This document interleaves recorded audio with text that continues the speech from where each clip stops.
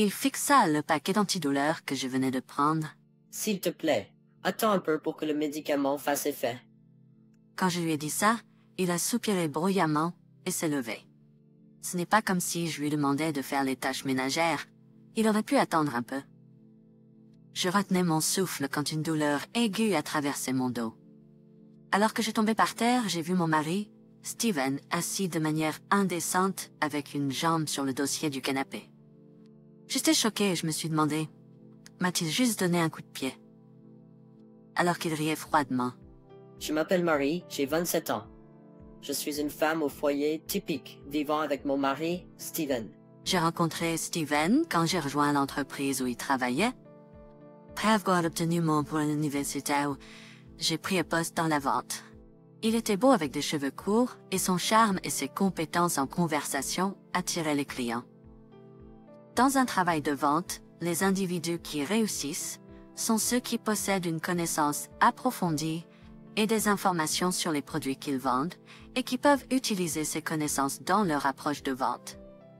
Alternativement, on dit qu'il y a un autre type de vendeur à succès qui peut pousser le client à signer un contrat. Au début, je n'avais que du respect pour lui en tant que vendeur à succès. Mais quand j'avais du mal à conclure des affaires, Steven m'a tendu la main. Peu après, j'ai commencé avec Wilwinquiz. Alors que nous sortions et prenions des repas ensemble, j'ai développé des sentiments pour lui. Par conséquent, j'étais ravie quand nous avons commencé à sortir ensemble et extatique quand il m'a demandé en mariage. Le couple était rempli de bonheur. Mais il y avait une chose qui me troublait toujours. Le fait que je souffre de douleurs menstruelles sévères depuis mes années d'école. Au début, j'utilisais des antidouleurs légers en vente libre, mais comme mon corps s'y est habitué, j'avais besoin de médicaments plus forts pour traverser ma vie quotidienne.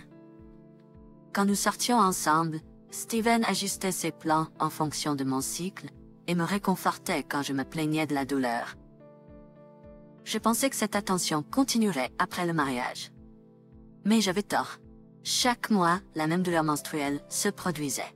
Ça n'a pas commencé il y a quelques années. Habituez-vous-y. Nous travaillons tous les deux, mais Steven gagne plus et contribue à une plus grande partie de nos dépenses de vie. Mes revenus ne suffiraient pas pour nous deux, donc je faisais des efforts supplémentaires dans les tâches ménagères. Pendant mes règles, je finissais autant de tâches ménagères que je pouvais, pendant que les antidouleurs étaient efficaces, puis je me reposais un peu sur le canapé avant de reprendre. Je faisais tout dans l'ordre, mais pour Steven, on aurait dit que je me contentais de m'allonger et de me reposer. Peu importe ce que je faisais, il ne m'offrait jamais un mot de réconfort. Un jour, nous avons acheté une nouvelle maison. Nous vivions dans un appartement, mais nous avons acheté une maison plus grande, au cas où nous aurions des enfants. Les parents de Stephen aiment socialiser et organisent souvent des fêtes avec des proches. Stephen a pensé que c'était une occasion parfaite pour montrer notre nouvelle maison et a décidé d'inviter les proches pour une fête chez nous. Une fois qu'il a pris sa décision, Stephen a agi rapidement.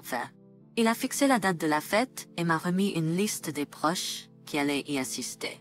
La liste comprenait non seulement des noms, mais aussi des âges et des préférences alimentaires. À ma surprise, Stephen s'est assuré de préparer des plats qui convenaient aux préférences de chacun. Dit-il d'un ton. Il était difficile de planifier le menu, car tout le monde avait des goûts et des dégoûts différents, et certains plats préférés d'une personne étaient détestés par une autre. Après des jours de nuit blanche à planifier le menu, mes règles ont commencé plus tard que prévu.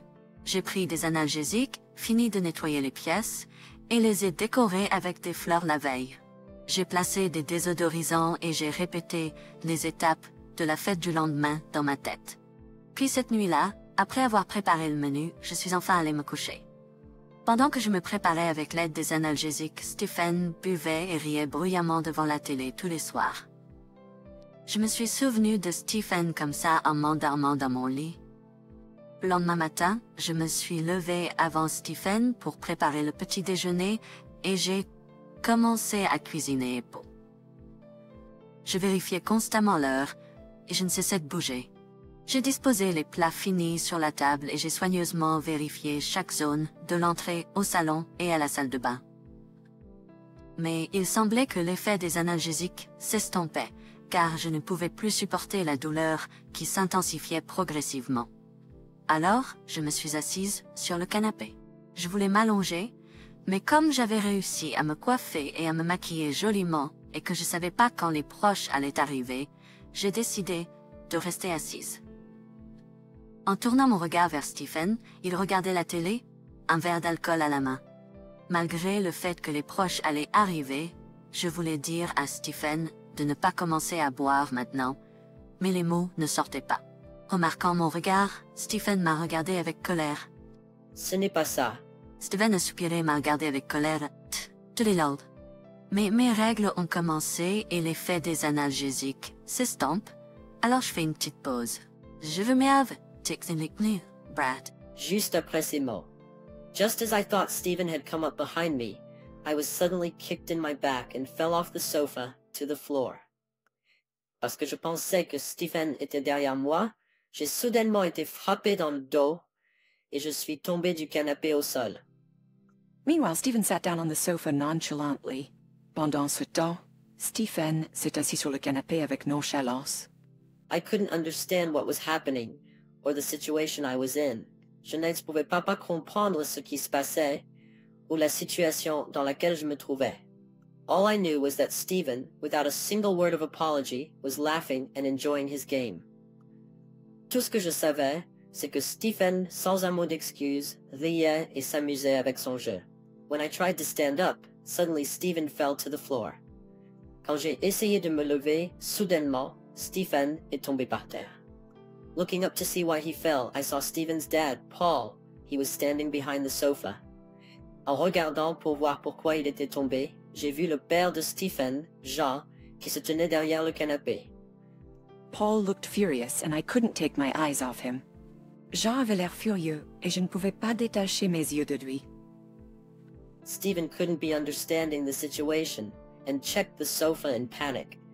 Stephen ne pouvait pas comprendre la situation et a vérifié le canapé en panique. While Stephen was picking up his phone from the floor, and he asked Paul. Pendant que Stephen ramassait son téléphone par terre, il a demandé à Jean. I didn't push you, I shoved you, Stephen. Je t'ai pas poussé, je t'ai bousculé, Stephen.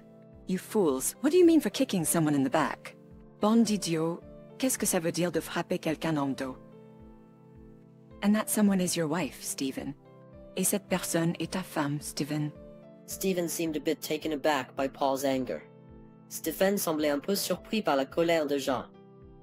Stephen tried to respond, but Paul glared at him, his excuse not mitigating the situation. Stephen a essayé de répondre, mais Jean le regardait avec colère, son excuse ne mitiguant pas la situation. Don't blame it on the alcohol. Ne blâme pas l'alcool. Whatever the reason, a man should never resort to violence against a woman. Quelle que soit la raison, un homme ne devrait jamais recourir à la violence contre une femme. Discipline? Discipline? Suddenly asked by Stephen, I didn't know how to respond.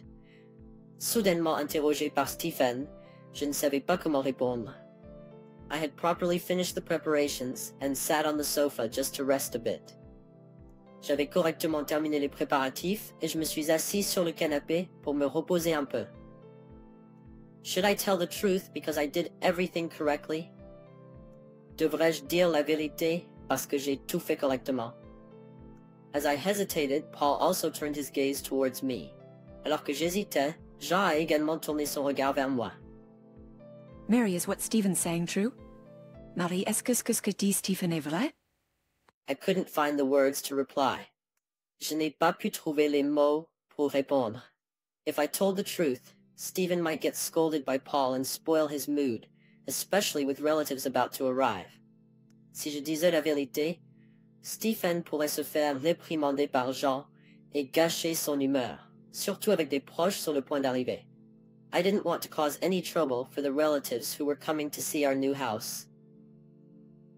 Je ne voulais pas causer de problèmes pour les proches qui venaient voir notre nouvelle maison. I was about to agree with Stephen. J'étais d'accord avec Stephen. Marie, ton silence est une réponse, n'est-ce pas? Hein? Confuse par les paroles de Paul. Alors j'ai demandé en retour. Si ce que Stephen a dit était vrai, Marie aurait immédiatement accepté. Mais merci, Sueuse. Mais Marie est silencieuse. Cela suggère que quelque chose, ou tout n'est pas vrai ce que Stephen a dit. J'ai l'impression que Paul avait tout compris. J'ai ouvert la bouche pour dire la vérité. Les préparatifs sont déjà faits. C'est juste que je me sens un peu mal aujourd'hui. Stephen a interrompu mes paroles. Incapable de le dire directement devant Paul, j'ai essayé de le formuler différemment, mais le manque de tact de Stephen a fait couler mes larmes. Les paroles de Stephen étaient définitives. Il n'a pas retenu ce que j'avais dit plus tôt, sur presque avoir fini les préparatifs. Il n'a pas vu que j'avais préparé depuis tôt le matin, ou plutôt, depuis hier, en faisant tout le travail moi-même, sans son aide. Il n'était pas conscient que j'avais pris des médicaments pour gérer la douleur. Il avait décidé d'organiser la fête ici tout seul et n'a pas aidé pour les autres préparatifs ou la cuisine. Un sentiment d'injustice a commencé à grandir en moi. Il semble que j'avais raison de venir tôt pour aider Marie, puisque tu as dit que tu nous recevrais en tant qu'hôte sans considération. Oui, c'est toi! Tu as insisté pour avoir la fête ici, mais tu n'as pas coopéré avec Marie dans les préparatifs. Si vous aviez travaillé ensemble, vous auriez compris à quel point elle a travaillé dur et à quel point elle souffrait. Au lieu de cela, tu as commencé à boire avant l'arrivée des invités. Celui qui se prélassait, c'était toi, Stephen. Stephen était clairement effrayé par les cris de Paul. Je ne voulais pas que Stephen finisse par regretter comme moi. J'ai essayé de t'éduquer avec ce sentiment. Paul a tiré une chaise de la table à manger, s'est assis et a soupiré lourdement. Patricia était comme Marie, souffrait de douleurs menstruelles sévères. Étant un homme, je n'avais aucune connaissance sur les menstruations. Et ce n'était pas une époque riche en informations comme maintenant. De plus, sa mère disait qu'elle était faible pour ne pas gérer sa condition. Donc je pensais que les douleurs menstruelles étaient simplement un manque de gestion de soi. Paul parlait lente semblant se rappeler le passé. À l'époque, l'analgésique était faible. Patricia, une femme au foyer vivant avec ses beaux-parents, était forcée de faire toutes les tâches ménagères, même pendant les douleurs menstruelles sévères. Puis Patricia s'est effondrée. Nous l'avons emmenée à l'hôpital et elle a été diagnostiquée avec l'endométriose, ce qui a brisé son rêve de donner des frères et sœurs à Stephen. Stephen a demandé à Paul d'une petite voix. Cela varie selon les individus et tout le monde ne finit pas comme ça. Mais l'endurance excessive des douleurs menstruelles peut conduire à la maladie et Patricia est devenue malade. Elle faisait face au stress des tâches ménagères, de la garde des enfants, de l'insensibilité envers les beaux-parents et d'un mari peu soutenant, ce qui a finalement conduit à l'infertilité. Nous l'avons emmenée à l'hôpital et elle a été diagnostiquée avec l'endométriose, ce qui a brisé son rêve de donner des frères et sœurs à Stephen. Je blâmais l'époque et aussi sa mère, mais c'était tout faux. J'aurais dû comprendre pour elle. Nous ne pouvons pas ressentir leur douleur. Donc, j'aurais dû écouter, accepter sa réalité. Mais je ne l'ai pas fait. Et c'était de ma faute, en acceptant aveuglément sa mère. Je regrette de ne pas avoir su, et je le regrette toujours. Patricia a soutenu l'épaule de Paul pendant qu'il parlait d'une voix sombre. Je ne pouvais que regarder Patricia en signe d'approbation qui portait un sourire triste en disant « Désolé de m'immiscer. » Difficile à comprendre, Chu.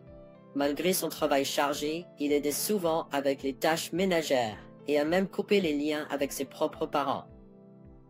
Patricia regardait Paul avec amour.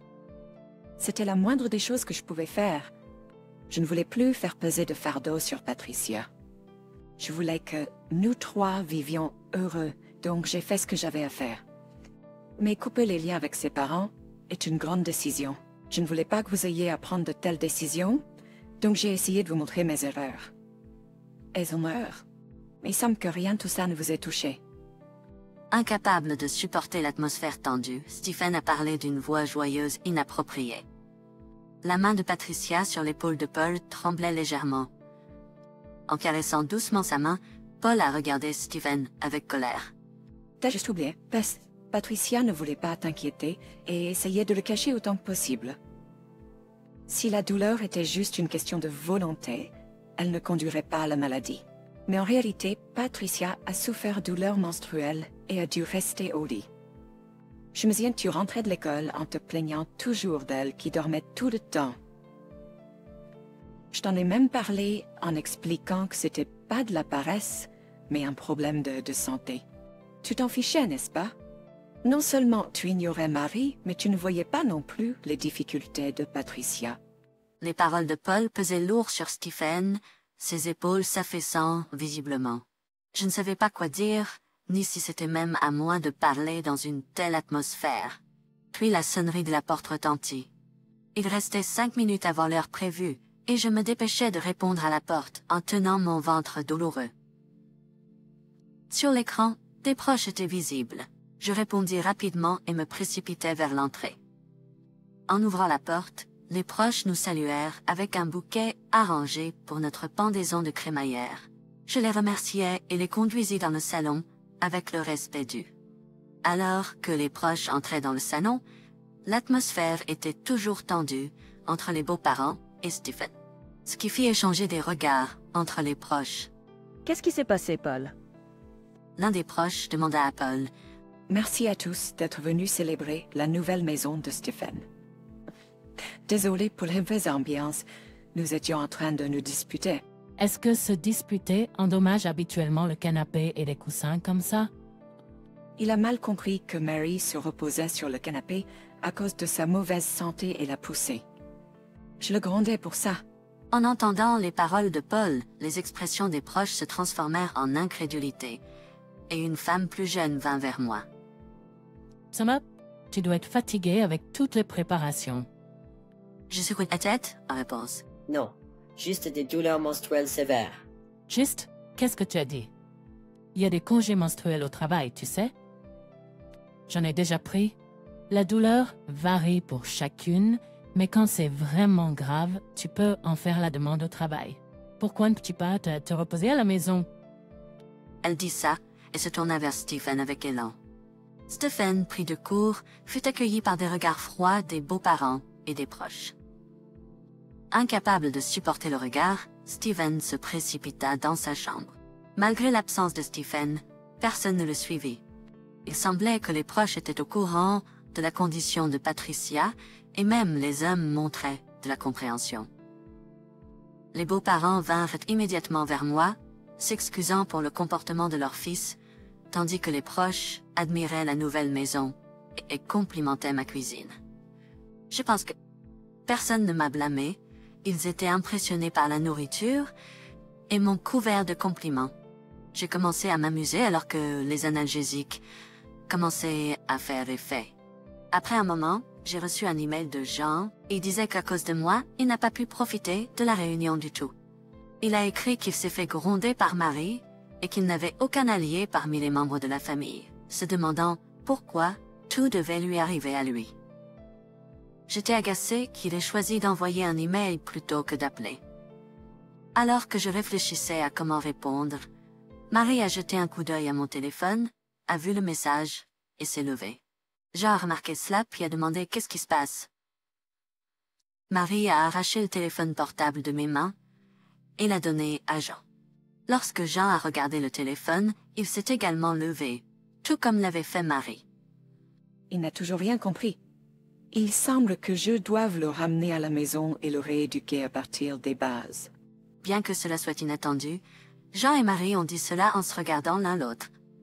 Plus tard, les membres de la famille ont également été d'accord avec l'idée de rééduquer Jean et ils semblaient tous engagés à le faire. Après un moment, sentant l'atmosphère, les membres de la famille sont partis avec tact et Marie est allée dans la chambre de Jean et l'a traîné dehors. Jean et Marie ont tous les deux pris Jean par le bras et il a été emmené sans avoir la chance de protester.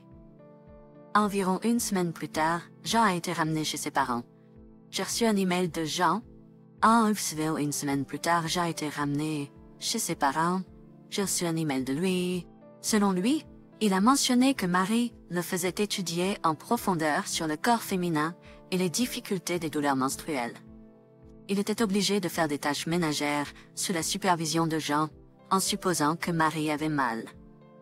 L'email ressemblait à des plaintes sur l'équilibre entre le travail et les tâches ménagères. J'ai ri en le lisant, en pensant à comment Jean et Marie avaient dit qu'ils le rééduqueraient à partir des bases, et que ça se réalisait vraiment. Je me suis demandé si Jean comprenait maintenant un peu mes sentiments, ce qui m'a fait sourire. Pendant ce temps, j'ai saisi l'occasion pour me concentrer sur ma santé menstruelle, suivant les conseils des membres de la famille, selon lesquels les douleurs menstruelles sévères devraient être vérifiées par un gynécologue. J'ai visité l'hôpital pendant que Jean était absent. Les conseils sur les médicaments, les routines quotidiennes et les précautions ont été utiles. La vie sans les commentaires de Jean était étonnamment confortable. Je pouvais vivre à mon propre rythme et m'allonger sur le canapé quand j'étais fatiguée. Cela ressemblait à une vie où je pouvais prendre soin de moi-même. J'espérais un peu plus de temps comme ça. En partie, grâce à l'intervention de Marie, j'ai apprécié cette vie tranquille et je n'ai pas répondu aux emails de Jean. Quelques semaines plus tard, lorsque Jean est revenu avec ses parents. Les beaux-parents qui sont allés directement à la table à manger ont fait asseoir Jean sur une chaise en face d'eux et ont sorti un papier vert d'une enveloppe. Il s'est avéré être une demande de divorce. Je me suis demandé, est-ce que cela pourrait vraiment être un divorce, ici et maintenant? Mais Jean a rempli les informations nécessaires avec un stylo. Jean a commencé à le remplir, et quand il a fini, Jean a parlé solennellement. Marie, si Jean se comporte mal envers toi à nouveau, n'hésite pas à soumettre cette demande de divorce signée. Les yeux de Paul étaient sérieux, et ceux de Jean aussi.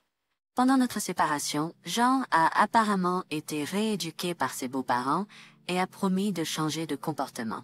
Depuis lors, Jean a tenu sa promesse, ne montrant pas d'arrogance et faisant même volontiers les tâches ménagères, surtout pendant mes règles. Petit à petit, il a arrêté de faire des commentaires désobligeants sur les règles. Notre vie est devenue plus paisible et je suis soulagée. Désormais, je prévois de vivre sans me surmener, en faisant attention à ma santé et en prenant soin de moi.